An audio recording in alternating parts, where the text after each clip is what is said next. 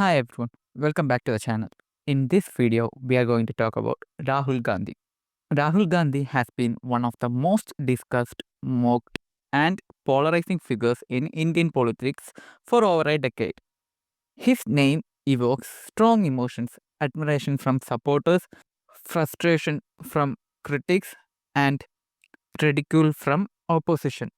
But beyond memes, media soundbites, and political rhetoric lies a more complex question. Why do people hate Rahul Gandhi? To understand this phenomenon, we have to go beyond personality politics and look at how history, perception, and modern communication have shaped his image. This story isn't just about one man, it's about how India's political narrative has evolved in the age of television, social media, and hyper partisanship. To understand Rahul Gandhi's public image, one must first understand the shadow under which he was born. As the great grandson of Jawaharlal Nehru, grandson of Indira Gandhi, and the son of Rajiv and Sonia Gandhi, Rahul didn't just enter politics, he inherited a dynasty. For many years, the Nehru Gandhi family represent both the glory and the guilt of post independence India. They are credited for shaping the nation, but also blamed for its flaws, from emergency excesses to economic stagnation.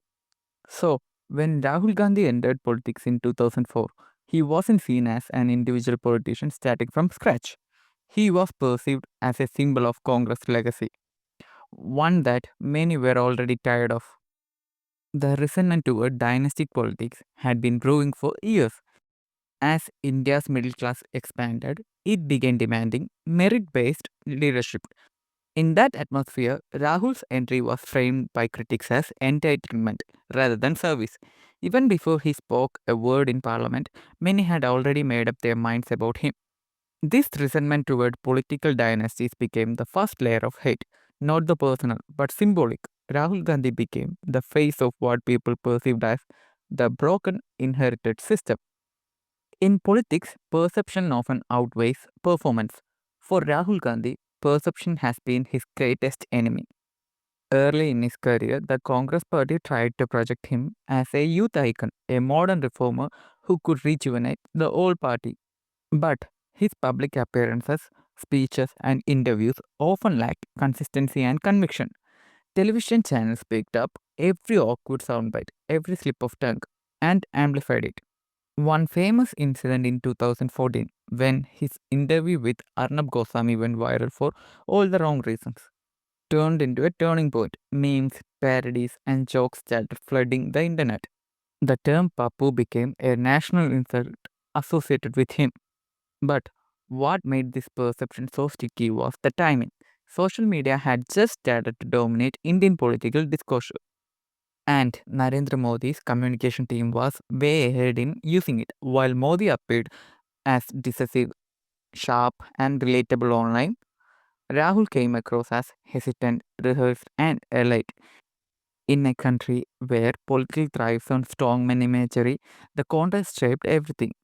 Rahul's every attempt to look serious was mocked. Every speech became raw material for meme culture.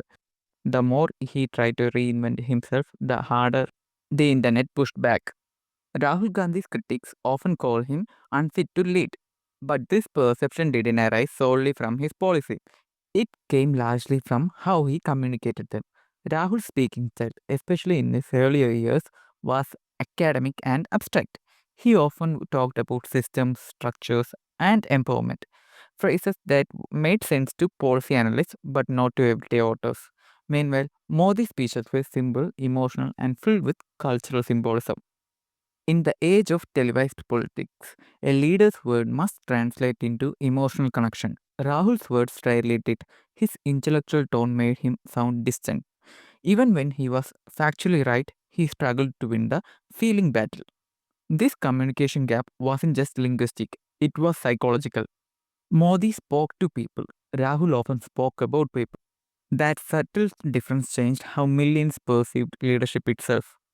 Modern politics is inseparable from media narrative, and in Rahul Gandhi's case, the media has played a pivotal role in shaping his image. Television news in India thrives on simplicity heroes and villains, winners and losers. Rahul Gandhi's hesitant public persona made him the perfect foil to the confident, assertive image of Narendra Modi. Over time, major news outlets, social media influencers, and even satire shows began portraying him as a joke rather than a leader. Clips were edited out of context. And when reputation meets bias, perception turns into belief. For millions who consume politics through headlines and memes, Rahul Gandhi was no longer a human being. He was a caricature. Even his genuine efforts, such as his Bharat Jodo Yatra, a massive march across the country promoting unity, received uneven coverage. While some praised it, others dismissed it as a photo op. The public's preset narrative about him often overshadowed the substance of his actions. Another major reason for Rahul Gandhi's unpopularity is the declining credibility of his party. The Congress, once the national party of governance, now struggles to appear relevant. To the public, he represents the face of a struggling organization, even when regional Congress leaderships perform well, like in Karnataka or Himachal. The narrative still revolves around Rahul's leadership. The irony is that he is both too visible and not visible enough. When he leads, he is blamed for losses.